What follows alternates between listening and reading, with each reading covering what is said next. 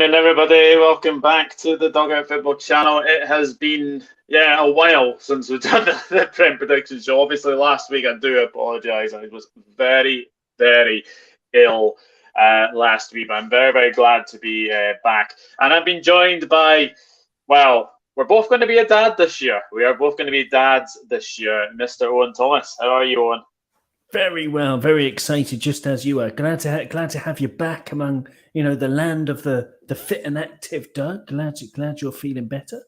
And very excited for everything. Yeah, but excited for the future.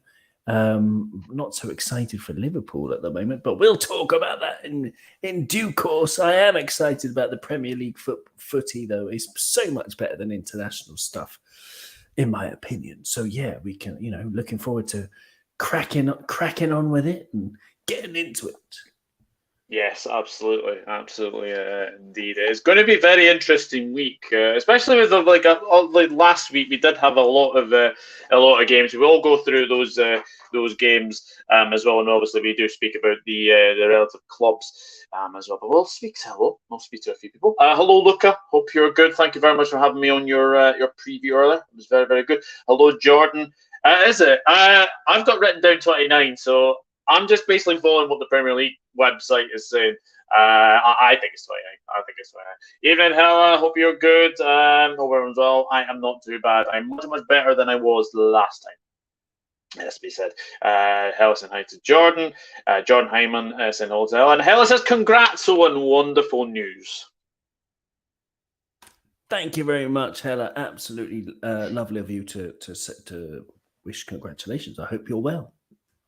Yes, I hope you are well as well. Right, we will go through. We have 10 fixtures. Yes, we're back to the 10 fixtures. So Saturday to Sunday, no Friday games this week. We are just going to go through on Saturday's games. Now, the first game to preview and predict is Manchester United against Everton. Mixed week. Manchester United lost 2-0 to Newcastle. One has to say that Newcastle thoroughly deserved that win against Manchester United. But then last night, Manchester United did actually beat Brentford by 1-0. Marcus Rashford scoring a very, very good winner.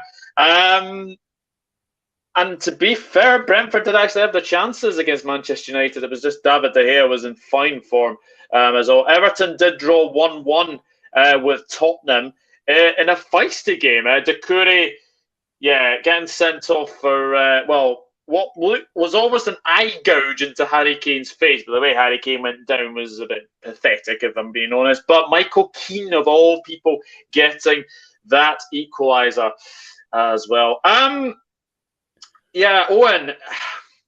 this is a tricky one to call. 12:30 games are very, very tricky games to call, especially between these two. There's always been a cracker between these two, usually between Manchester United and Everton, especially at Old Trafford. How do you see it going? Difficult one to predict, I think. I mean, Manchester United looked very shaky against, easy to bully against Newcastle, which is not the case when Casemiro's playing. But Casemiro is still serving his 4-match ban, I believe, for his second red card of the season. So he won't be there. So they're much more get-atable. They're a two-man team, basically, Manchester United. Casemiro and Rashford, of course, who's been in great form for them, unfortunately. Man United, they've won both of their meetings with Everton in all competitions this season, winning 2-1 in the Premier League and 3-1 in the FA Cup. And, they're going to be, big favourites. Of course they are. Everton have won just one of their last 29 Premier League away games against Manchester United. So, but the reason I say it's a difficult one to call is, like I say, without Casemiro, United, it's not like they're a particularly bad team. They're not Liverpool level of bad or Chelsea level of bad, but they're not great either, especially without Casemiro. So with a Sean Dyche element of fighting and passion and things like that, I think the Ev could possibly get a point here. What are you going to go for? I said possibly. I'm not sure if they will. I am going to go with a Man United win. Yeah, I'm going to say 2-1 to United. 2-1 Manchester. What do you reckon? Yeah. Do you know what? I've had one on my head for a while, but actually now thinking that it's getting closer and closer to the game, I do think United will sneak it 2-1. I think they will sneak it, unfortunately. But everyone will make it difficult. Everyone will definitely make it difficult. I think Doucouré is a bit of a big miss, though. I think he should know better, because when you've got like cameras there, you the one thing you are told as a professional footballer, do not raise your hands, because it is giving the referee an option to make, and David Cook had no option to send him off, because it was basically an eye gouge into the face of Harry Kane. Steve's a bit soft though. He didn't have to go down like he did, and it's like, okay, yeah, you play by the rules. It's a red card, but I think it's all a bit too.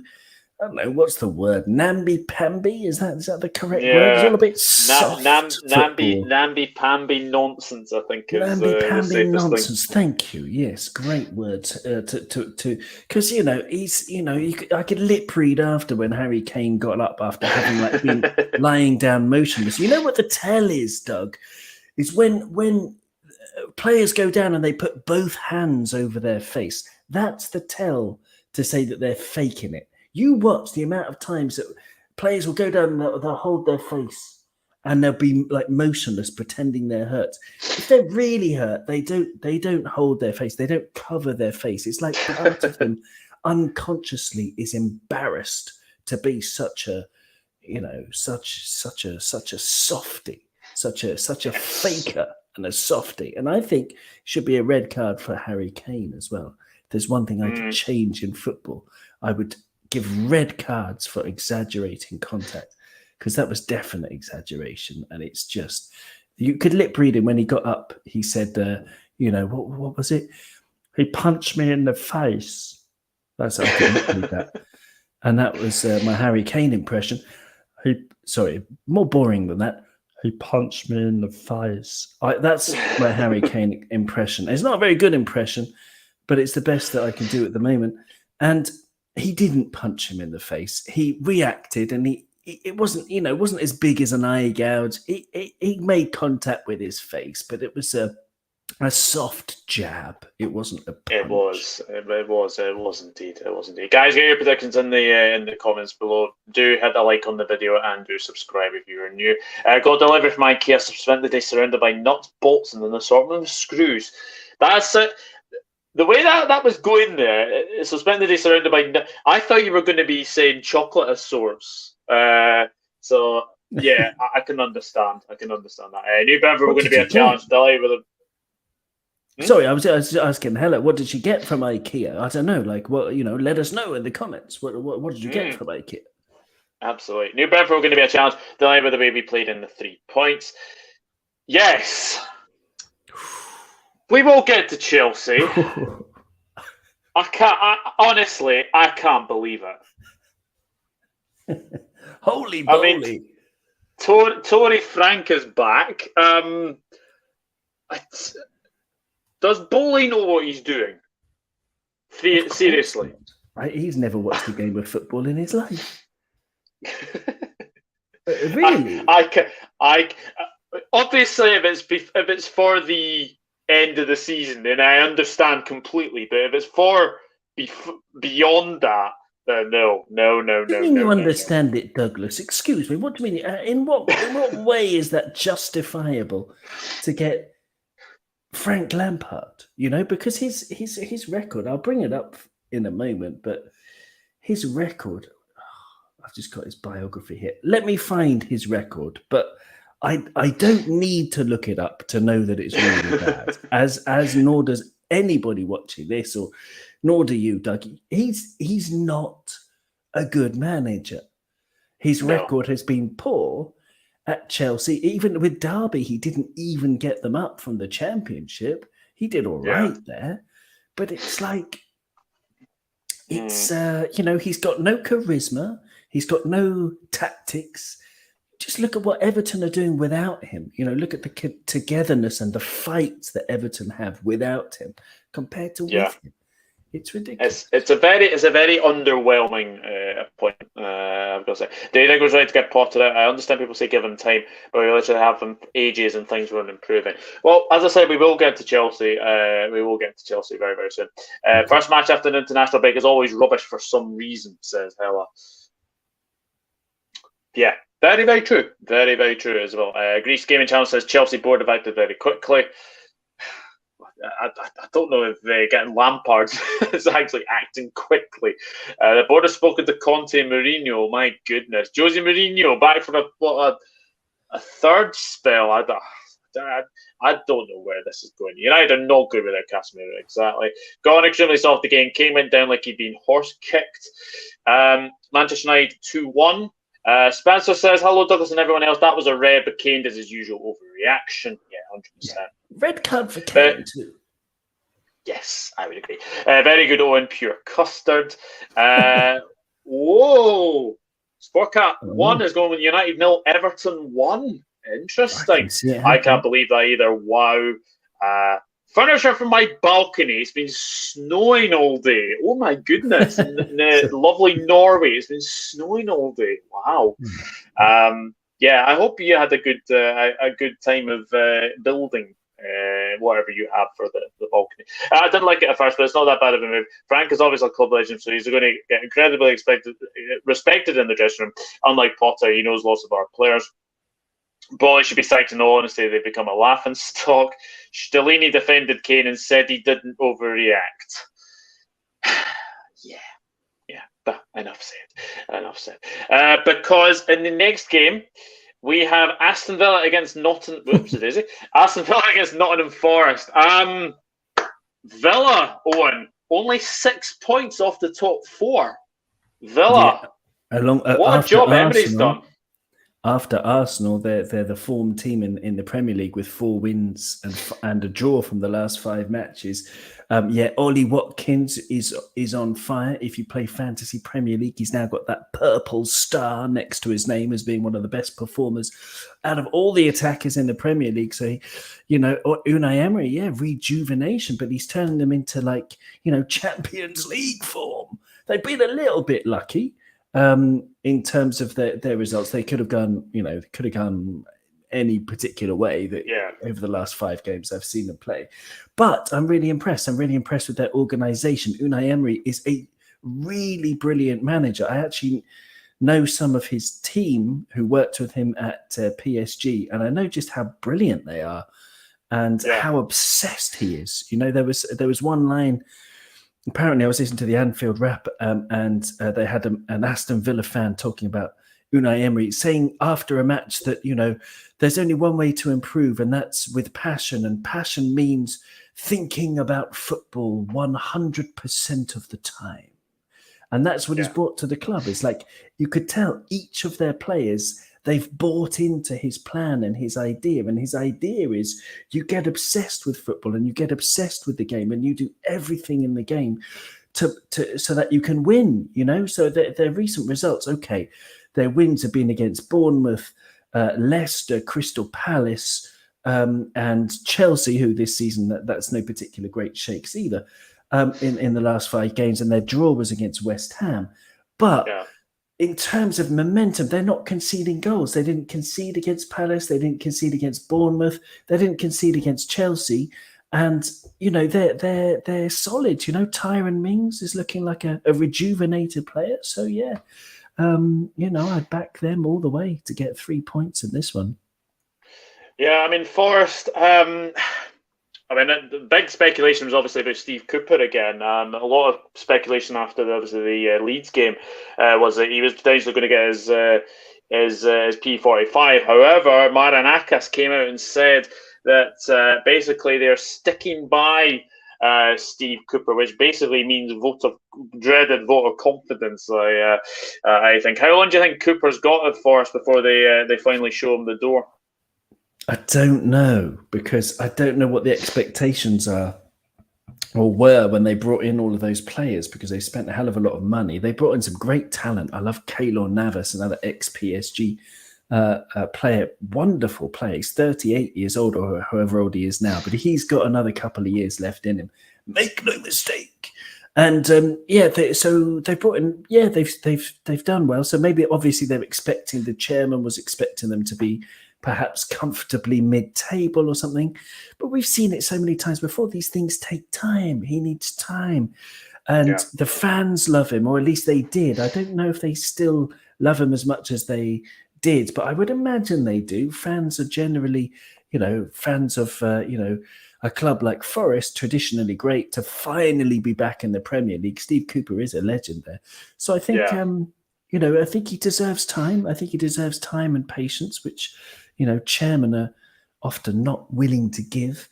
But I think he's a very good manager. I've actually got his record when he was in charge of England under 17. He won 45, drew 11 and lost only 10 with a 68.2% win ratio. So, I mean, he was very, very good for England under 17. And he's been brilliant at Forest. Obviously, this season they want more. But down the bottom, all you need is a couple of wins and you're 11th. So, it's I think they need to be patient. I think the fans love him. The atmosphere is amazing. And I like Nottingham Forest. I think they were, not even a sleeping giant. They were never a giant, but they've won 2 European Cups, and that's awesome. I hope they stay up. I like Forest, and I like. Yeah, this is going to be a very, very interesting one, because it is the battle of the two teams that have obviously won the European Cup between them. But Aston Villa are in very, very good form. Nottingham Forest's away record, I think, there's 1 win away from home. I think that was at St Mary's earlier in the season. I think they won 1-0 there as well. They conceded a lot of goals as well. So, I'm going to go for a Villa win. I think this is going to be comfortable. I'm going to go 2-0 to Aston Villa. Yeah, that's about right. 2-0 Villa. Yeah, I'm going to go. Yeah, they're not in great shape. They've lost 3 of the last 5 and drawn 1 of them. And as you say, the away form is abominable. So, yeah, I'm going to go, 3-0 because of Ollie Watkins. 3-0. Oh yeah, I think it'll be a comfortable win for Aston Villa. Let's see what some of you are saying in the chat. Hella's going 3-1 to Villa. Emery's done really well. He took over, and Aston Villa said it was 19th in the Premier League, and they're above us now. So they're only 6 points off the top 4 as well. They've been fantastic, Aston Villa. They really, really have. Spencer says 2-1 to Villa. Sportcast at 3-1. 3-1 seems to be the most popular one. Good evening has turned them around. Jan LC special good evening. 2-0 Villa. Big up Douglas and Owen says John Conway. United 2, Everton 0. Can't wait to see Diego Carlos. Yeah, that's a good point actually. Diego Carlos, very good player. He got injured when I think he very early on in the season. I think it was. Camara's the man for Villa. Sorry, Doug. Camara, we haven't talked about him. I love that guy. Number 44, plays the 6 role. Oh man, his stats are great, and he dominates anything. It's like his house. If you want to go attack Villa's box, it's you're attacking Camara's house, and he's not letting you in. He's a very good player. Someone's going on at Forest. That rumour didn't come out in nothing. Well, it will remain to be seen. 2-0 Manx Scott. Wow.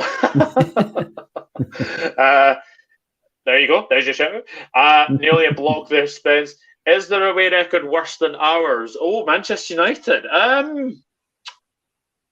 Well, I know that our record away from home is 3 wins, 3 draws, and 9 defeats, I think. That's a very good question. That is a very good question. I don't think it is as worse as ours, but I would say away from home against the top 6, though, that's worrying. And I think away against top half teams, I think, is worrying for Manchester United, because they've been beaten by 4-0 to Brentford, been beaten 7-0 by us, they've been beaten 6-3 by Manchester City, they've been 3-2 by Arsenal. Who else is in that top half? Aston Villa, they lost 3-1 as well. They do have a pretty bad record. Can I just jump in there, Doug, again? Sorry, because I've got the actual away form table in front of me. If you're comparing Liverpool with Manchester United, the Manchester United played 14 away from home and they're 7th in the table. They've won 6, drawn 2 and lost 6. Liverpool are 12th in that table, won 3, drawn 4, lost 8. And bottom of that table is Nottingham Forest, won 1, drawn 3 and lost 10. Yikes! Yeah, I think it's going to be a comfortable afternoon for Aston Villa. This game is another tricky one to call because both of these sides are on absolute fire right now. Brentford against Newcastle United. I mean, Brentford were ahead 3 times against Brighton and managed to get pegged back 3 times by Brighton, and then they narrowly lost to Manchester United last night. Newcastle United are an absolute fire right now. 7 goals scored in the last 2 games, 2 against Manchester United and then 5 against West Ham last night. It was a very, very comfortable win as well. This is a very tricky one to call, though, in this one. Brentford, very good at home. Newcastle United, very, very good at the moment. So, how do you see this one going? Well, if you look at the form book, Brentford are yet to register a Premier League victory over Newcastle in 3 attempts. They've drawn 1 and lost twice. And they've already lost 5-1 against Newcastle earlier this season. So Newcastle will be... they will be bouncing into this one. But Brentford at home, they're really dangerous. They're an excellent, excellent team. Their home form, I'll tell you now, they're 7th in the table. They've won 7, drawn 6, and lost only 1 at home. So their home form is really, really good. A player I love is Ivan Toney. Yes. Now, he's, I don't know how old he is now, 26, 27. And he's one of those, a little bit like Jamie Vardy, where people are like, is he really that good? When he was 26, 27, should we take a punt on him, try and get him to one of the top clubs? And they never did. He stayed at Leicester forever. I hope Liverpool sign Ivan Toney, despite all the attacking quality we've got, because I just love the guy. He reminds me of Ian Wright, back in the 80s, who also joined Arsenal late. I think he joined Arsenal as a 25-year-old, 26-year-old. Maybe someone could correct me in the chat. I'm not sure.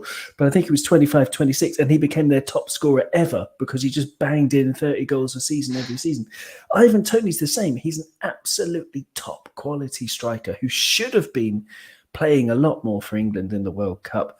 But that's Gareth Southgate and his lack of imagination, his lack of ideas, which continues to cost England. And it's so clear from the outside, so clear that he's really up there with Harry Kane as England's best striker because he's incredible. He is as well. But I mean, Newcastle. 7 goals scored in the last 2 games. I mean, Isaac is one player that's really caught my eye this season. He is excellent. Absolutely. I love him. Love watching him. Callum Wilson, another underrated English striker. Yep. Brilliant as well. And they've got passion. They're difficult to play against. I love their centre-back partnership. Botman is the hipster's choice for Defender of the Year, but Fabian Schär. Yeah. Oh, man. Sonny and Cher. Absolutely. Do you believe in life after Ashley? Yes, I do. Because he is absolutely brilliant. He's in the form of his life. And you've got Almiron on the bench who's coming back from injury. And they're finding a way. They're battering teams, basically. Playing with more intensity than any other team in the league, I think. And that is full credit to them. 100%. They're a proper team. They are.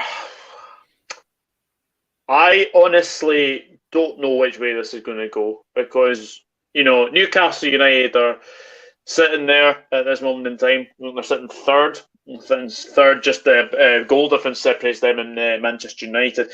Brentford are actually sitting very, very comfortable in, I think, 6th, it is as well. So this is one of those games where it could go either way. I am going to stick my neck on the line, and I think this is going to be a Desmond. I'm going to go for a 2-2 draw. Okay, I like it. Desmond, is that rhyming slang? Desmond Tutu. Oh, Desmond Tutu, of course.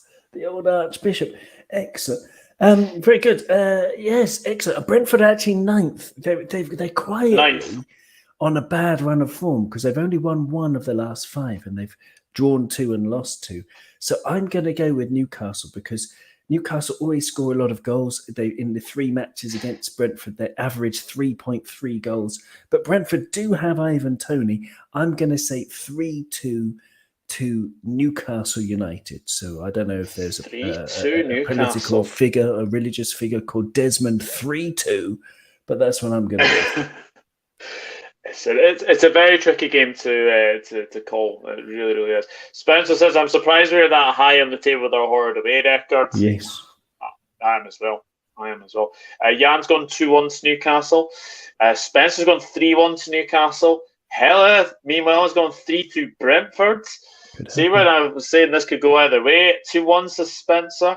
United might not actually get top 4. Newcastle were flying. I think United will get top 4 eventually. 5-1. Yeah, that was early in the season. That was one of those games where just Brentford completely capitulated. So no Almiron still performed fine. Yeah, absolutely. Good evening, Niall. Hope you're a good mate. And he says hello, chat as well. He's also going for 3-2 Newcastle. Good minds think alike. Hi Napoon as well. Big up Nicholas and Owen. And Spurcat has gone for a 1-1 draw. Very, very interesting game. This next game, well, when we talk about London derbies, for one of these sides, it's a must not lose according to the media. Apparently, West Ham have told David Moyes this is a must not lose game, especially after a 5-1 home defeat to Newcastle United. Fulham surprisingly lost 2-1 to Bournemouth the other night there. Fulham at home are very, very good. They're very, very good. However, they are now losing Alexander Mitrovic to an 8-match ban. Do you think the punishment was justified? I didn't see. I only read about it. What did he do? Because it was all I read was an altercation with Chris Kavanagh. Did he punch him properly? Because that would be great. He gave him a little push. And the referee sent him off. And then I think he squared up to him as well. Actually, I think he squared up to him. So, yeah. Everyone in the media saying, no, we cannot condone that. Awful, but I think it's pretty funny, to be honest. I mean, yes, I think referees should be respected more, but then at the same time, respect should be earned. And all of the Premier League referees, the thing that unites fans of all Premier League clubs is that the refereeing is turd. It's absolute awful. It's it's the worst hangover you've ever had. It's they're biased in ways they don't even realize. They're absolutely useless. Anthony Taylor, for example, the other day Liverpool Chelsea, he would just no consistency, letting loads of things go and then blowing the whistle for exactly the same thing, the same kind of challenge. Really awful performance, and some of his decisions were in favour of Liverpool, some were. It's just completely random with these buffoons. So Mitrovic squaring up to the ref, good on him, bit of a push. Next time, try an uppercut. Okay, you might not play for the rest of the season, but you'll be back next year and you can go on holiday. The weather's getting good. It's springtime. Go somewhere nice. Fulham's home record, they're 11th in the home table, won 6, drawn 4, lost 4. West Ham are 19th in the away table. They've only won once, drawn 3 times, and lost 9. So the only reason they're above Nottingham Forest at the bottom of the away form table is because they played 1 less game. So they're absolutely awful away from home.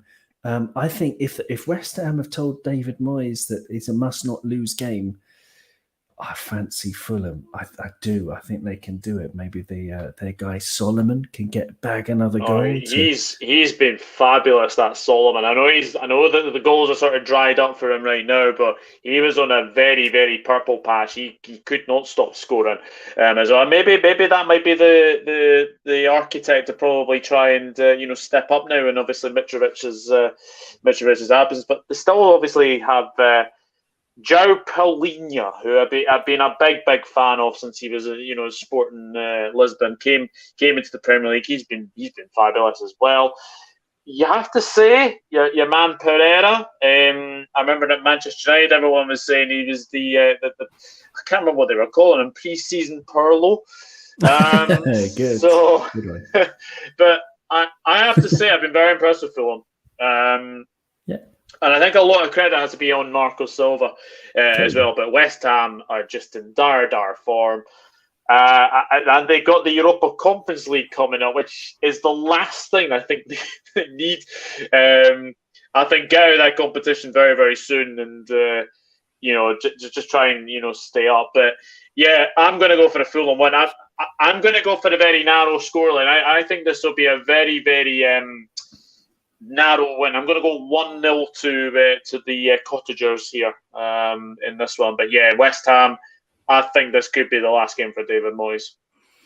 Yeah, I mean, Fulham, they've lost their last 3 matches. So they've lost their last 3 and they drew one before that and they won the one before. So they haven't won a match in 4 games, but they are at home. They're pretty good at home. Their goal difference is exactly 0 because they've scored 39 and conceded 39. So yes, a narrow scoreline, not many goals. 1-0, I think is exactly. I'm going with exactly that, Doug. Yeah, 1-0 to Fulham. 1-0 to Fulham. Let's see what some of you are saying for the. Oops, I've gone way too far. Fulham 1, West Ham 1 says Jan LFC Special. 3-1 Fulham says Hella. No Mitrovic problems. Yes, indeed. Manor Solomon must step up. Indeed. I think United get top 4. Brighton or maybe Villa are the only ones who can keep them out of the top 4. Spurs will bottle it as usual. Yeah, absolutely. Evening, Luke. Big Nottingham Forest fan. Hope you are well, Luke. What are your thoughts on Cooper staying? I think you made the right decision, to be honest. I think there's nobody better for Nottingham Forest, and I think he will keep you up. Because I think there's 3 worse teams below there. Hello, Pan of Scouts. Evening, Douglas Owen. He gave him hell verbally, then a push. It's just you're not allowed to put your hands on the ref in anger. He was shitting himself. Mitro is huge. He certainly is. Spencer says 3-1 Fulham. Lucas gone 2-0 to Fulham. Moyes gets sacked. Yes, I heard if he loses this. Yes. Pre-season Pirlo, yes, very good for Fulham. And Ella and Panoff are just saying evening to each other. So there we go. Oh, yes, we will talk about this game because, Leicester City against Bournemouth. Well, the unthinkable happened. Brendan Rodgers was given his marching orders by Leicester City. Leicester lost 2-1 to Crystal Palace. I mean, if you lose to a Roy Hodgson team, then that's a sackable offence in the first place. They dropped into the relegation zone, Owen. Aren't you a bit concerned for Leicester now? Not now that they've sacked Brendan Rodgers, because they've got the players to get out of it. It's just Brendan obviously, worked his magic. I don't want to be too down on Brendan. He did very well for Liverpool in 13-14, but time and time again, he's shown wherever he's gone that he cannot coach a defence. Of course, he did very well at Celtic, of course, up in Scotland, he did very well. But in the Champions League all the time at Celtic, he was just shown to be out of his depth. And there just seems to be something missing from the Brendan Rodgers game plan, or from how he motivates players, or whatever. I mean, you see interviews with him. He does divide opinion among the fans. Is he a good manager? Is he a nice guy? Is he a complete big head? Is he, you hear lots of different opinions about Brendan Rodgers. And I imagine in the dressing room, it's a similar thing. There'll be some people who get on with him, and there'll be some people who just think of him as a complete douche. So, that doesn't lead to squad harmony, and that doesn't lead to good results. And the way that his teams always leak goals. I mean, their recent results, I'll just read them out for you before getting sacked. So he lost to Villa, lost to Palace 2-1, drew with Brentford away 1-1, but Brentford had 10 men.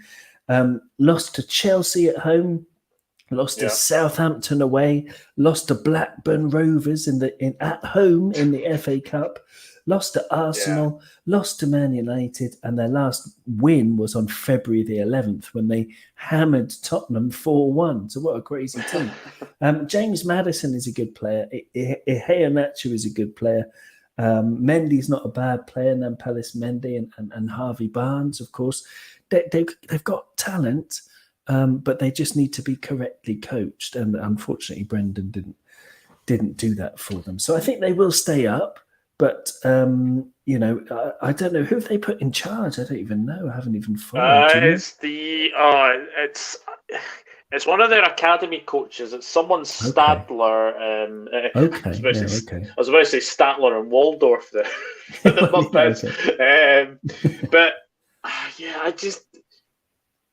It'll be interesting to see who comes in at Leicester. It'll be interesting to see who comes in. Bournemouth, you have to give them credit, right?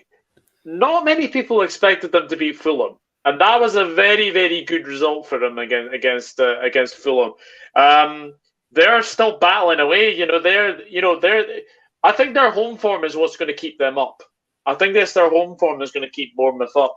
Bournemouth are not the best away, but when I look at this game, it is so difficult to call. Now I know obviously Leicester just got rid of Rodgers. There was a bit of improvement against Aston Villa. Not much. I would say. So I think this has got a draw written all over it, to be honest with you. I mean, Bournemouth did win the last meeting by 3-1 at the Vitality. I'm going to go for a 1-1 draw, and I don't think that result helps Leicester at all. So I'm going to go 1-1. How do you see it going?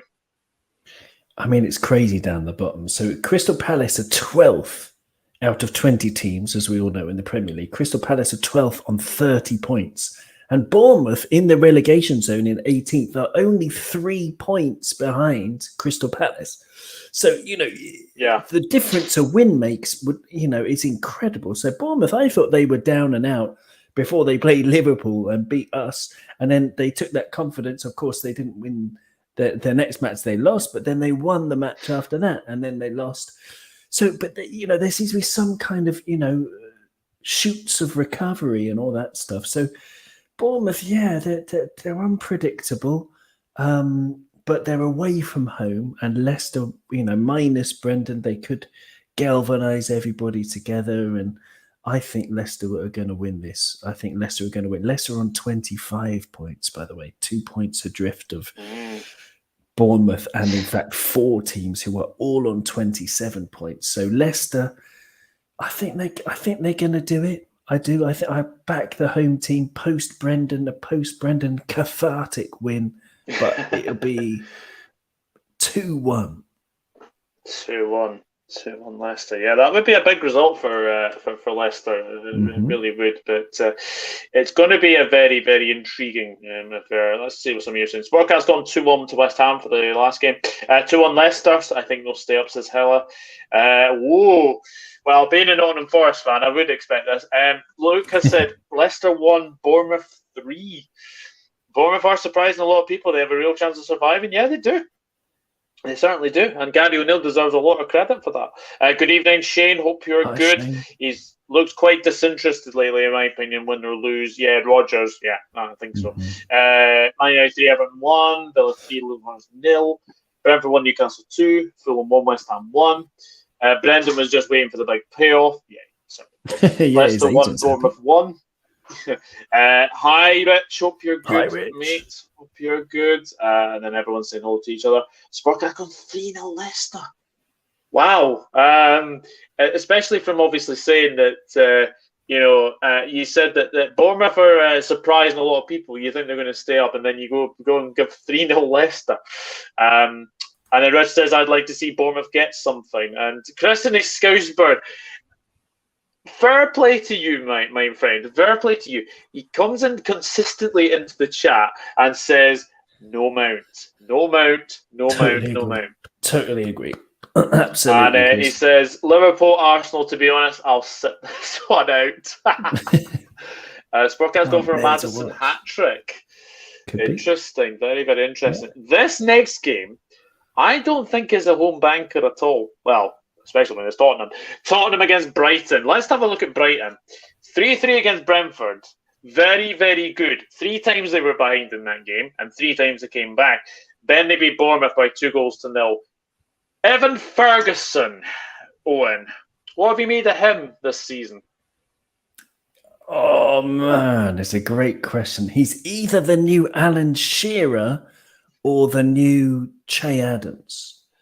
Che Adams looked amazing when he was 18, 19 coming through. He was big, he was strong, he had pace, and, he scored a couple of goals, and we thought, wow, I mean, he's young, but maybe this guy could develop into a player. And, of course, he hasn't, unfortunately. He's still all right, but he's only all right.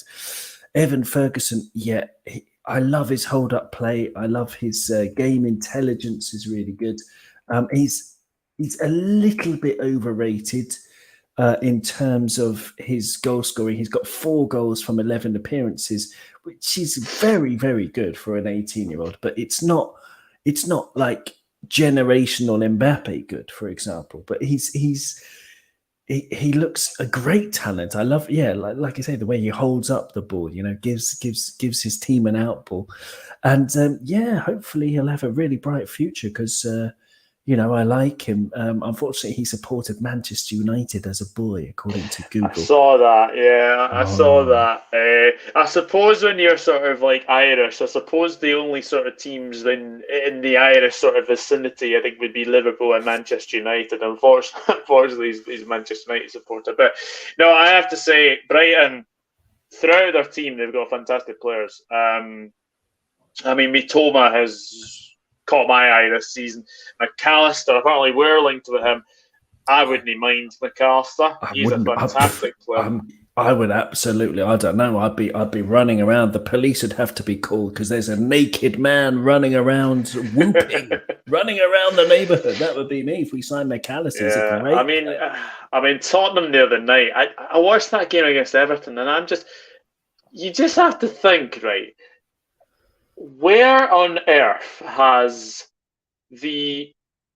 remember the days when like Spurs were playing counter-attacking football? They were playing some very, very nice stuff, but it's completely boring, turgid. I've got to say that the challenge from Lucas Moura or Michael Keane was an absolute shocker. It was literally like Michael Keane.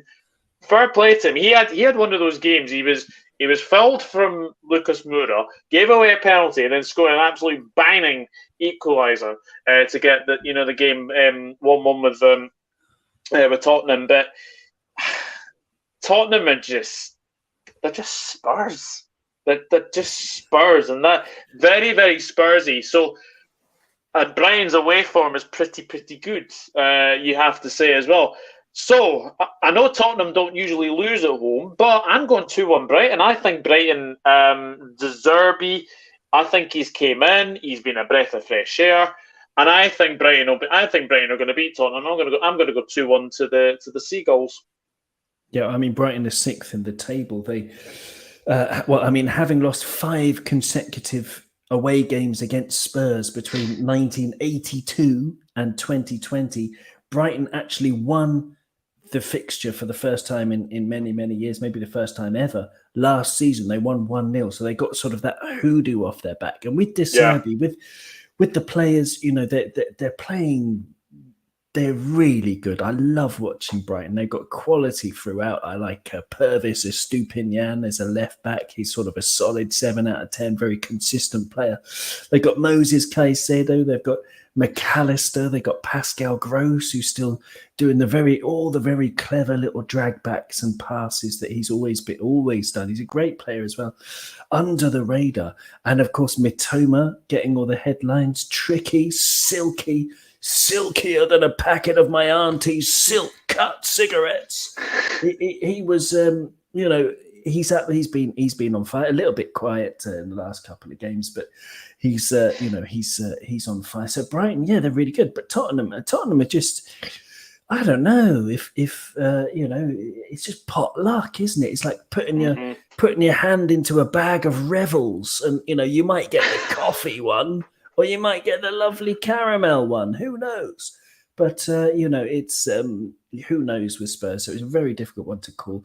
I'm going to say, because Brighton have got a good away record, but in London, Brighton have lost 2 and drawn 1 of their 3 games in London. So they don't travel to London well. So I'm actually going to go for a 1-1 draw. 1-1 draw. I don't think that would be a bad result for Brighton in any sort of top 4 aspirations as well. Let's see what some of you are saying. Hella's gone 3-1 to Brighton. Christian Scouseford says Arsenal, Man City, Newcastle. Who takes top 4? It's a good question. It is a very, very good question. Obviously, I hope it's us, but I think if you talk to any Liverpool fan, I think they probably said top 4 is probably gone. Oh God, yeah, months ago. Tottenham. I mean, Tottenham are probably in the driving seat. To be fair, I wouldn't mind. Man United are in the driving seat, Douglas. Sorry, Man United are in the driving seat for 4th. I wouldn't mind Brighton. But I do think it'll be Manchester United. I think they will just sneak it, sadly. Tottenham 1, Brighton 3, says Shane. Spurs can get Potter. Yeah, Potter's, I think, taking a bit of a break. I think he's taking a bit of a break. Potter could do decent in Spurs, to be fair. Chelsea just had way higher expectations. Touré's gone 2-1 to Brighton. I'd rather go for Gavi playing along beside Bacchetti. Oh, that would be amazing. That would be absolutely amazing. But I don't see it, unfortunately. Spencer says 2-1 Brighton. Spurs flat out choke when the pressure is on. That draw against Everton away was so Spursy. Sportcast gone 3-0 Brighton. The expectations for Bellingham is high, so high you might think twice, but LFC, wonderful talent, but let's take a step back on him. Brighton could get top 4. Was watching Anfield Agenda today. Some Arsenal fan on there giving advice about Klopp out. What a fruitcake! Yeah, I did see that. Long time ago, top 4 was gone for the Reds. Well, we shall wait and see. Another game at the bottom of the table. To be fair, Wolves are not too far away from Chelsea. It is Wolves against Chelsea. Wolves 1-1 with Nottingham Forest. Daniel Podence charged by the FA for an apparent spit at England Mangala, I think it was. Oh, God. As well. Chelsea. Well, first of all, I'm going to ask you this, Owen. Was Graham Potter doomed from the very start that he moved from Brighton to Chelsea? From the start, you thought maybe it was a good appointment because he was doing so well at Brighton and moving to Chelsea. Yeah, they were a team badly in need of organisation, but it's since become clear just how batshit Bowley is. That guy's absolutely doolally. He's completely nuts. And if that guy's your boss, it's like, I don't know, imagine working for the Stay Puffed Marshmallow Man from Ghostbusters. You know what I mean? It's like that. If that's your boss, then what chance have you got? So, I think he probably, I would say, regrets it. But, as he's sipping on his pina colada with several million in the bank for, he's still got a good big future in the game as he will get another club. Someone like Spurs is a good idea for Potter. I still think he's a good manager, but it's just, it was just a bad fit with all those new players. The thing with teams, like PSG and like Chelsea and these kind of, I wouldn't say necessarily evil teams, but they're, one of the evil teams. I will say that are just, basically bankrolled by, either Russia or other states. And they get all these superstars in, right? And they need these Galacticos. They need someone in the center of that galaxy who they can, be drawn to like a supermassive black hole in the center of many galaxies. So, Ancelotti does very well at that because he's won loads of stuff. He won loads of stuff as a player. He's won loads of stuff as a manager. So they just instantly respect him. Graham Potter is on the other side of that, where he's still proving himself as a manager. He still hasn't won much in the game as a player or a manager.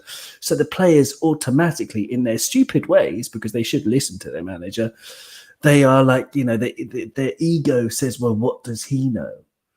Even if he's been managing teams for like 25 years or whatever. So it's stupid of the players, but they do that with that sort of, selfish mentality that seems to exist at Chelsea. So it was a bad fit. He's still a good manager, and he does have a future in the game. Yeah, I mean, this is a very tricky one to call, this one, because whenever I see Wolves, I think Lopetegui is a good manager, and I think he has improved Wolves from time to time. But there's just something about them, is that they get a result from somewhere, and then they would probably go and lose a very, very silly game. Like they lost to, obviously they beat us 3-0, and then the next game they lost 1-0 to Bournemouth at home. But I don't think Chelsea are going to change their ways. I don't think they're going to change their ways. And Chelsea have a pretty poor record at Molineux. They have a very poor record at Molineux. So I'm going to say that Frank Lampard starts with a defeat. I'm going 1-0 Wolves. Interesting. He was the last manager to win there back in 2019. So you're absolutely right. They do have a poor record. Chelsea do. So he was the last Chelsea manager to win there. But under Julian Lopetegui, Wolves are unbeaten in their 3 Premier League matches against London teams. So they've won 2 and drawn 1. They beat Spurs and they beat West Ham. So it could be, before Lopetegui arrived, they hadn't won any of their previous 11 matches against London teams. So since he arrived, they do well against the London teams. So I'm gonna say Wolves. Yeah, Wolves 1-0. No, Chelsea are gonna finally score 2. 1-0 Wolves. Chelsea can't score. Couldn't hit a barn door with a barn door. Yeah, I'm going to say 1-0 to Wolves as well. I just got a feeling that nothing's going to change until that. We'll make sure it's gone your hopes of the Champions League. I trust you, Luke. I trust you. They've gone. Probably will. They've already gone, yeah. Being a Chelsea fan is tough, says Sportcat. Helen says 1-1 between Chelsea and Wolves. Frank Lampard, though. Just like, the last time Lampard faced Ancelotti, Lampard won 4-0. Wow. Yeah, I don't see that happening against this Real Madrid side who's just gone to the Nou Camp and won 4-0. Spencer's gone 1-0 Wolves. Potter's a yes man, Tuchel wasn't. Todd's been shopping players based on trends on social media. Potter had nothing to do with it, in my opinion. The popular scoreline is 1-0 Wolves. Who do you think will be our next manager? I think all the signs are saying Luis Enrique, to be honest. He seems to have had talks with Chelsea. I think if you go back to Conte, then that's going backwards. I think if you go back to Mourinho, that's definitely going backwards. I think Luis Enrique, I think he will get younger players in. As whether or not you can get some of these big money players away, like your Aubameyang's been an absolute disaster. Cucurella, I think, has been even worse. As well, you're not going to have Felix for next season. Enzo Fernandez, I thought he had an all right game the other night, but again, he's not been great. And then you've obviously got Kovacic, you've got Kante. It's difficult. It is very, very difficult. But if I'm being honest, Sportcar, I will say Luis Enrique. I kind of feel bad for Potter. He was such a nice guy, but didn't show that much passion. Wolves 1, Chelsea 2, says Shane. In Lampard's press conference, he's desperately 5 seconds in, he desperately want to have that job. 1-0. 1-0. Yes, of course. 3-1 Chelsea. If our players could actually finish, we would have obviously won the games, and therefore Potter would have not got sacked. Yeah, exactly. How good those is. Yeah, Conte. I think it's safe to say there are 3 things guaranteed in life: death, taxes, and N'Golo Kante having an absolutely worldy against Liverpool. He always has a good game whenever he plays us, and especially he does it as well. We just panic bide. I love Kante, and Enzo has been good. Mourinho and Bully would be an absolute disaster. It's certainly imagine. Sorry, Doug. I forgot that Kante was back, even though he played against our team just last night. That's how bad my memory is. Don't do drugs, kids. I think Kante is going to make all the difference. Chelsea 3-1. There you go. Just for 3-1 because he's amazing. He's my favorite, probably one of my favorite ever non-Liverpool players. Absolutely. Yeah, absolutely. Hell, it also says Conte and James. That midfield 3 of Conte, Kovacic and Enzo is cooking. I cannot tell.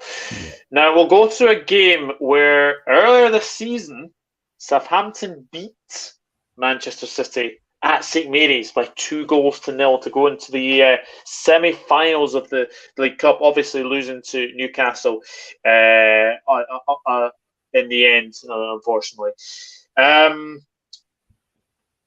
I mean, Man City 4-1 win over Liverpool, and that was even without Erling Haaland. Alvarez, I've got to say, whenever I think if you can go back to videos that I've obviously done, if you could go back to videos that a lot of people have done, I wanted Julian Alvarez at Liverpool. I think he's excellent. I think he is a really, really good player. And I think he's gone under the radar because of obviously Haaland signing. I think he has gone under the radar. So, but yeah, Southampton, bottom of the league. If there was ever a good time to get a result against Manchester City, it would be this game. But, Owen, can you see it happening? Well, the proverb or the saying is that lightning never strikes twice, but that's actually not true.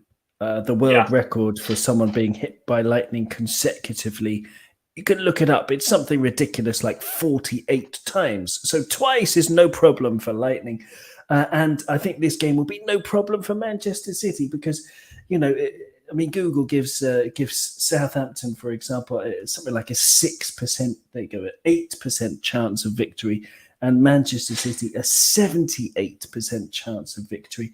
I think that's being generous. I think Man City have about a 90% chance of victory. Southampton 2% and 8% chance of a draw.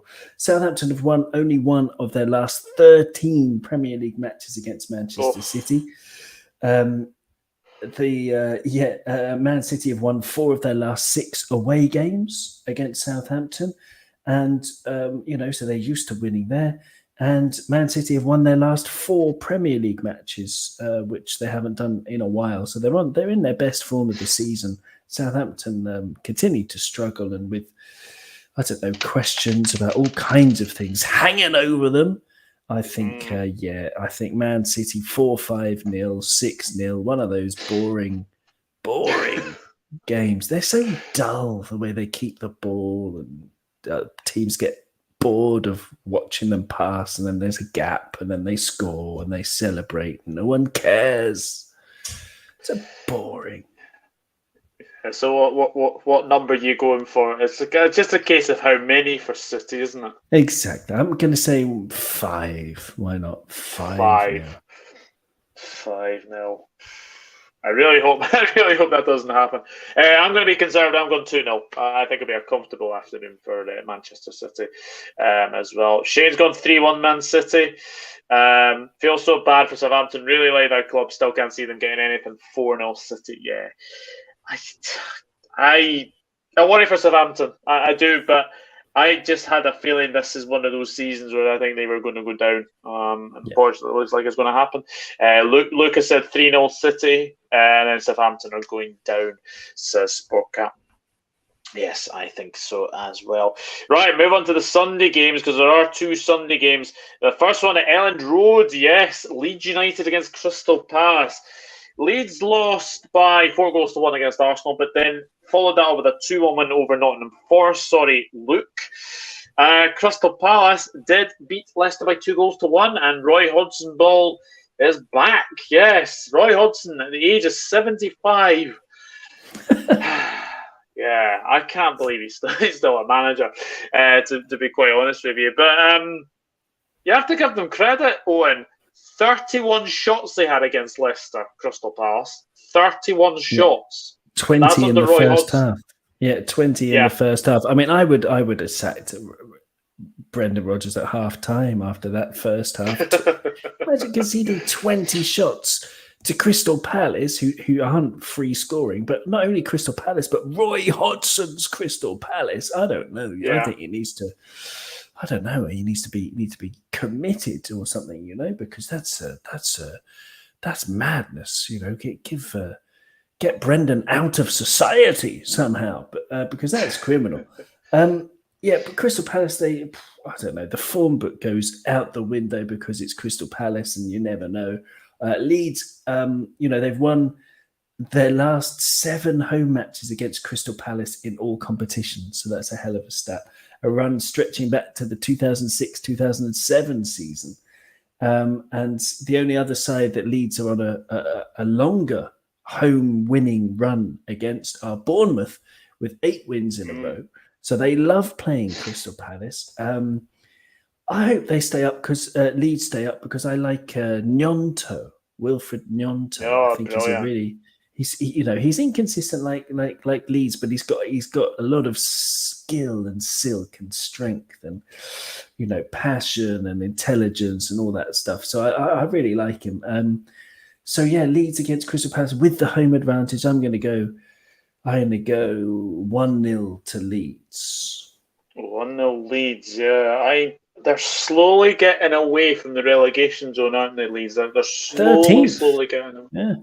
13th, yeah. 13th. Just 1 point behind Palace. Sorry. Yeah, so they could leapfrog Crystal Palace then. Yeah, I'm going to go for a Leeds win. I'm going to go 2-1. I'm going to go 2-1 Leeds. I think they will just sneak this one. It's fair to say that at least one, maybe even 2 of the teams who have been in the league for a while now will be relegated. Southampton, Leicester, West Ham, Crystal Palace, Wolves, or Everton. Yes, could happen. Southampton 1, Manchester City 4. Shane's gone 1-1 between Leeds and Palace. Hell has gone 2-1 to Leeds.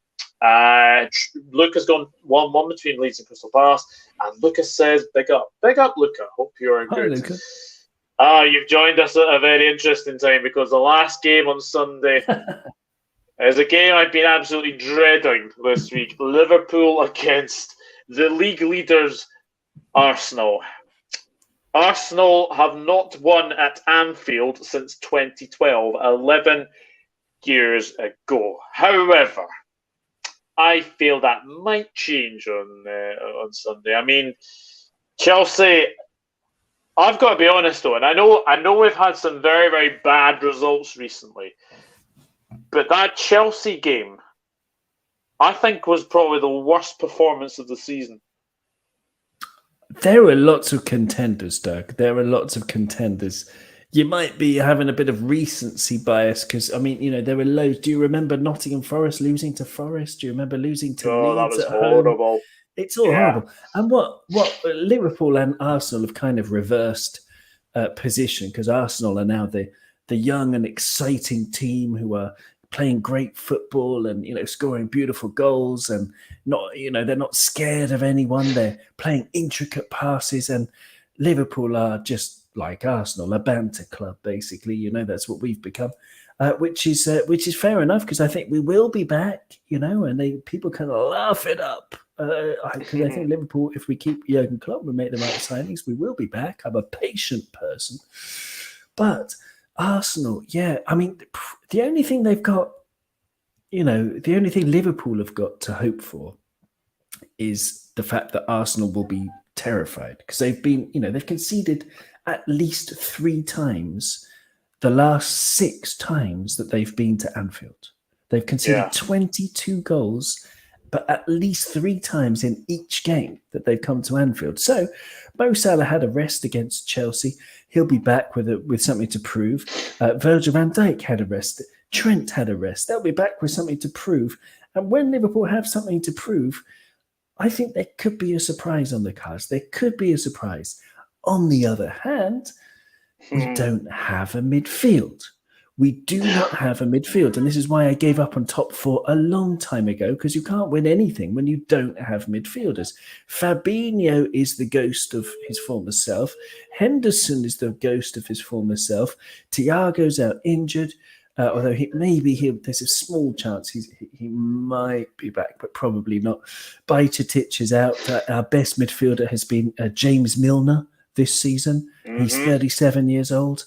And we've got nobody between 22 and 28 years old. We have nobody in our midfield, unless you count Naby Keita and Arthur Melo, which, of course, we shouldn't. So Liverpool don't have any midfielders in that great age of 22 to 28. So when you're playing against Odegaard, when you're playing against Partey and Xhaka, the rejuvenated Xhaka, who's been made to look good by the stellar players around him, to be honest. But I think, Arsenal will be favourites. And there is a good reason for that. There's a good reason why they're winning the league, and hats off to them. I hope they beat City. City aren't out of it, though. But this could be their banana skin. So I'm going to be... I'm going to be Graham Souness before Liverpool versus Manchester United the other week. And although loads of people will be saying Liverpool don't have a chance, I'm a little bit confident that we're going to actually somehow pull off a win with Big Darwin scoring. What score are you going for? 2-1. 2-1 Liverpool. I wish I had more confidence in you, I've got to be honest. Arsenal, there's something about them when they go to Merseyside. They always have a bad game against Everton at Goodison Park. They always have a bad game against us at Anfield. There's just something when it's Arsenal, though. They've got the best away record in the Premier League this season. I think their only blots on the away chart is obviously Everton and Manchester United, where they both lost. I think they lost 3-1 to Manchester United, and they obviously lost 1-0 to Sean Dyche's Everton, of course. But no Saliba, which is interesting. Rob Holding will probably be starting this game as well. That's huge. That is huge. I thought Kanai was our best player the other night against Chelsea. I think he was very, very good. Alisson has been our player of the season by a long, long way. I'm really hoping Thiago's back, but I can't see it. Luis Diaz, will he be back? I mean, there's a question in the chat there from Sportcat. Is Diaz back? I think we're just not rushing him back. I think we're just taking it very, very slowly. Very, very slowly. I've got to say as well, I do think with this game obviously being at Anfield, it's obviously Easter Sunday as well. Obviously, happy Easter when it obviously comes. But I can't trust our defence against Bukayo Saka, Martinelli, and people forget they have got Trossard. Trossard's already scored a hat-trick at Anfield this season. Jesus has got a good... Jesus has got a good record against us as well.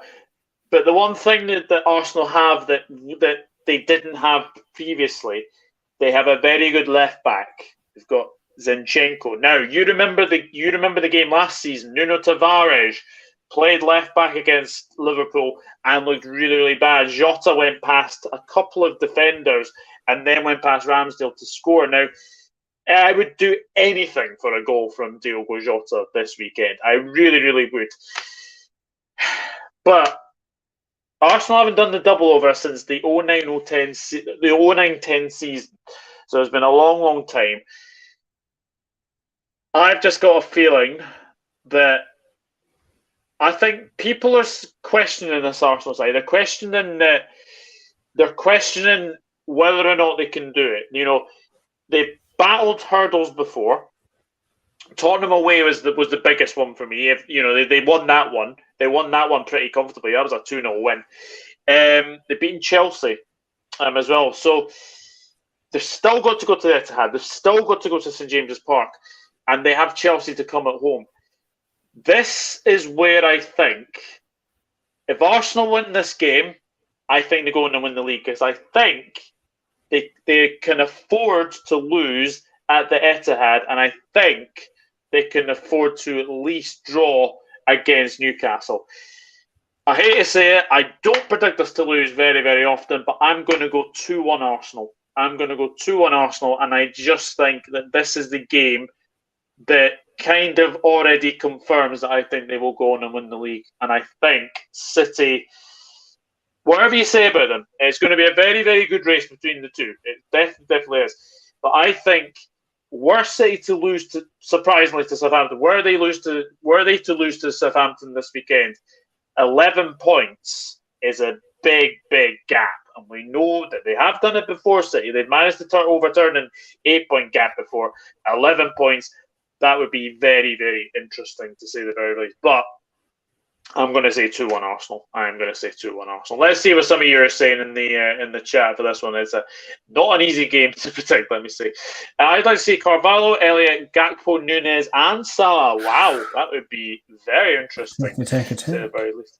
You showed no passion in that Chelsea game. You were very lucky you didn't lose just because of our poor finishing. And VAR as well coming to our rescue. And it was awful. God, Kai Havertz. Kai Havertz, you've got to feel for the guy. If there was ever a striker who is struggling in front of goal, and I know Kai Havertz isn't a striker, he's more of a number 10, but if there was a chance to fall to the one person that you want to score, Kai Havertz is not that person, because one-on-one with Alisson. Look, Alisson does really, really well, comes out big, does really, really well to come out big, saves it, goes off Kai Havertz's arm, and goes into the back of the net. And obviously it's handball. And then obviously Enzo Fernandez is obviously offside from a Reece James shot. But yeah, we were very lucky because I think if Chelsea had a striker, I think you win that game 2 or 3-0. If I'm being honest. Chelsea were rubbish, so they kept kicking it out. Like Chelsea, you could see why Chelsea are also struggling. It was a real mid-table dirge the other night. I thought that both teams were rubbish. It wasn't the best game. Anyway, Hella says 3-1 Arsenal.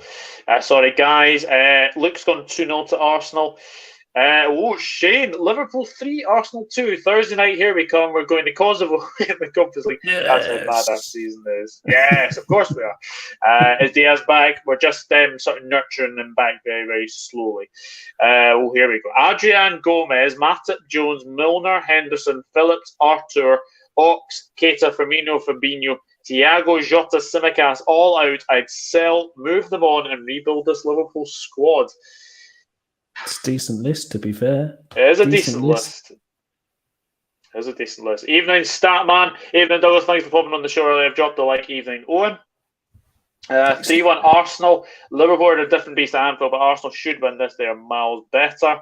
If Arsenal win this, they are 100% winning the league. Even in Statman, Jota was awful against us on Tuesday. He certainly was. I don't agree. No, hang on. Jota was not awful. I think he had about 20, 25 minutes when he was really making things. He was turning well. He was creating danger, but he wasn't quite on the same wavelength as the rest of the team. But he had about 20, 25 minutes when he caused you problems. And of course, he was against Reece James. He's on the left. Reece James is absolutely brilliant. It's not easy to play against him. So I thought Jota did well actually, but yeah, he didn't look like scoring. Yeah, no, definitely not. I am. Hope you're well. Oh, here we go. Fair predictions: Man City, Bayern, and Chelsea, Madrid. Ooh. Well, where is Real Madrid, Chelsea? That's at the Bernabeu first, isn't it? I think Real Madrid win that comfortably. 3-1 Real Madrid. Man City Bayern is an interesting one because it is at the Etihad before they go to Munich. 2-1 City. 2-1 City, I think. 2-1 City. Statman has gone 3-2. Stammer's gone 3-2 to Liverpool. Elevator is in. Hello, Elevator. Hope you're good. Liverpool's a different... A for Arsenal. Hello, A for Arsenal. Hope you're well. Liverpool's a different beast at Anfield, by the way. Are there reports of Salah? No. Well, they missed training today, but I think it's a recovery session. They'll be available. They will be available. Yeah. They'll be available, yeah. That was no complaint about that, though. That was a clear handball from Havertz. Yeah, so was. Havertz couldn't finish his lunch. I'm hoping Lampard drops Havertz. We've had 3 disallowed goals against you this season. Havertz had a goal disallowed in the reverse fixture as well. Yeah, because of his foot being offside. Or was that Bardashiel? I think that might have been Bardashiel, actually, if my memory serves me correctly. Oliver's going, Liverpool now, Arsenal too. Arsenal, I believe, from here on out, will run away with the league, and Liverpool have been shocking this season. Top 4 is gone. Our maximum points, I believe, is 73. That is a big drop-off, especially from last season. Gerson Gorzab says 3-0 to Liverpool. Arsenal afraid of heights as usual. Interesting. We were pants against Chelsea. Name me a moment where we looked like scoring. Chelsea 0. I think we had a XG. Now I don't really like XG. I think it's something. It's not the best thing to say, but we had an XG of 0.28, and Chelsea had an XG of 3.27 and didn't score. Wow. It was not great. Not great. The only thing that makes me confident for this game is the fact that no team has beaten us twice in the Premier League since Manchester United. What a stat that is. Since Manchester United 2015-2016. Very interesting. Trent needs to cut his hair. It's so true. When you look bad, you play bad. He looks much better looking fresh. Bayern Madrid to win. Tuchel has a good record in the Champions League. Yes, he does. Man City and Real Madrid to go through. Says Statman, even the Elevator, hope you are well. Why did Reece James' goal take so long to check? God, yeah. VAR. Put Jim Henson in charge of the refs, and you get Muppets controlling the game. That's what happened. Absolutely. Liverpool 2-2 says, look, interesting. Kepa made a very good save from a matter for Gomez. Yeah, that would have been a collector's item if Gomez had scored. He's never scored for Liverpool, actually. One last question before we do finish. Do you think Gomez keeps his place on Sunday? Ahead of Trent. See, I thought Gomez was very poor for the first half an hour, but he did get better. He grew into the game, Gomez. I thought that shot was a bit weak. I didn't think it was a great save from Kepa. I thought it was, it was for the cameras a bit, but I would play Trent in midfield, over either Henderson, because we need a number 6. We only have Fabinho. He's the only one we've got. He's knackered. He shouldn't be anywhere near the team, but he's the only one we've got. So I'd play Fabinho. I'd move Trent into midfield and put Gomez at right back because, against Martinelli, Trent has been, skinned and fried and gobbled down many times in the past by Martinelli. So, I'd put Gomez against Martinelli, Trent in midfield. Yeah, I would as well. Chris in the Scouseword says, can I ask the both of you, would you like to see the original badge back on the shirt? Is there a sort of an anniversary coming up or something? I don't know. I like to have no sponsors as well. I don't like standard chartered evil banks. Ugh. But I don't like just the logo. I love the old badge. It depends what you call the original badge, though. Because Liverpool originally, the actual original badge from 1892, when we played in blue and white, that was a bit too complicated. That one that had some kind of merman on it. I don't know if you remember, if you've seen it. It had some kind of weird merman and like these 4 panels, as I remember. I'll try and find it for you. But no, I wouldn't like that badge. But the one from the 60s, if you're talking about Liverpool started in the 60s with Bill Shankly, then the old Ron Yates, all red, but with a white collar, white sleeves, and just the liver bird. Quality. Yeah, absolutely. Definitely an interesting question to ask in the next one. I doubt this is true, but Anfield has said that Bellingham was rejected Real Madrid. I'll wait and see about that. It's the badges on the stadium and conference interviews. The badges on the stadium and conference interviews. So yeah, during press conferences, there's a badge in the background. I don't know. I'm not sure. Mm. It's very, very interesting to say the very least. But guys, we are now finished for another Prem Predictions Show. I just want to say, everyone, have a good, happy Easter. I don't know if anyone celebrates Easter, but we obviously do. I've got a long weekend off, thank goodness. I need to catch up with all the sleep that I need. But Owen, thank you very much for coming on. I know we were meant to do this last week, but unfortunately, due to ill health, I wasn't able to. But I do appreciate you coming on. Tell the people where they can find you. Well, thank you, Doug. It's such a pleasure to be back on the dugout. Thanks, Douglas. It's been absolutely wonderful to be here. Cop On is usually mainly an audio podcast. We are on YouTube as well. I never really advertise it. I don't do any marketing for it. But if you do subscribe to Cop On Podcast YouTube channel, you're more than welcome. We've got the live show. I really want to get more fans and more people involved, and especially from different clubs and things like that. So if anyone wants to be on the show, then let me know. coponpodcast@gmail.com. Our audio feed goes out to just on Spotify. They're on other platforms, but just on Spotify, it goes out to 31 different countries. The last time I checked, nice. which is great. Yeah, so it goes all over the world, really, to Liverpool fans all over the world. But as I say, I'd love to get more opinions from different fans and things like that. One thing I would like to say before leaving as well is that there is a petition to stop chanting about murder and death and tragedies, to stop these chants. Because if you can imagine, I mean, for the non-Liverpool fans out there, this petition was started by someone who lost their dad when she was 6 years old, who died at Hillsborough, right? Obviously a massive tragedy for her. And just imagine that. There were 96 people who died on the day, and 97 and even 98 or more, because more people have actually committed suicide due to the effects of Hillsborough. It was a huge tragedy. And if you can imagine the effect on a family, on a little girl who lost her father at age 6, and you're in this ground and you're whatever you are, 20 years old or whatever, you got no recollection of Hillsborough, you don't remember it didn't affect you at all, and you're singing a song mocking this tragedy, or perhaps you're singing a song calling all Liverpool fans murderers because of the hooligans that were at Heysel. But even Heysel, there are more sides to this story. It's a nuanced story as well, but that's a huge tragedy. If you can imagine the effect, the horrible effect, the emotional effect of hearing thousands of people in every single game chanting, like ridiculing tragedies. There is a petition that's out there. You can find it on my Twitter @CopOnPodcast, or Doug's Twitter as well.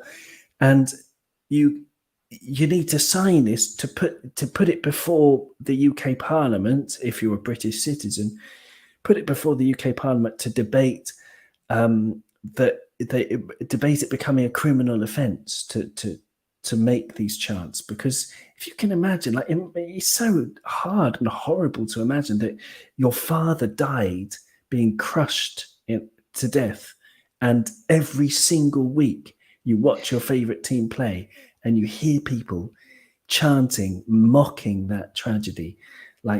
It's beyond sick. It's so stupid, and it has to stop. So there is a petition out there. I do urge everybody to share it, sign it, share it. Even if you're not British, go on there, find it. This petition, you'll find it on the internet, and share it with people who might, share it across your social medias. No, I think the last time I checked, I think I had more than 11,000 signatures. Yeah, in 2 days, which is amazing. Yeah, I think it's please do go and sign that, because obviously I think it's now been seen by the government. I think 100k signatures will get actually discussed in Parliament. So just get derogatory chanting out of football, especially Hillsborough, Munich, Ibrox, Bradford. don't sing about tragedies. Don't sing about about Munich. tragedies. Absolutely, it's disgusting. Yeah, It is. yeah. Bradford one. Yeah, exactly. Totally. It's just stupid. Yeah. It is horrible. Helen says, thanks, guys. A very happy Easter. Thank you very much. Easter. Thanks, guys. Take care, everyone. Take care, lads. If you're a Liverpool fan, I pray for you as we're about to get battered by Arsenal at home. John Conley has just said, just sub to your channel, Owen. Thanks, John. Excellent. It's a great petition. Says Hella. I can't sign this one. Same happening. Yeah, exactly. Yeah. But guys, thank you very much for watching. I will be probably, I'm not so sure there'll be any content after Arsenal. Maybe. I will keep obviously everyone in touch. I will keep in touch with obviously everyone. But yeah, obviously enjoy the Easter weekend, long weekend as well. Friday to Monday should be very, very good. And yeah, I hope everyone has a very, very good Easter. But yeah, we will see what happens between Liverpool and Arsenal. Some big games this week, especially at the bottom of the table as well. Leicester, Bournemouth, Fulham, West Ham, Aston Villa, Nottingham Forest as well. Some big games. Leeds United, Crystal Palace as well. But guys, thank you very much for watching. Leave a like on the video. Subscribe if you're new. Subscribe to Cop On Podcast. And yeah, we shall see what happens at the weekend. Good night.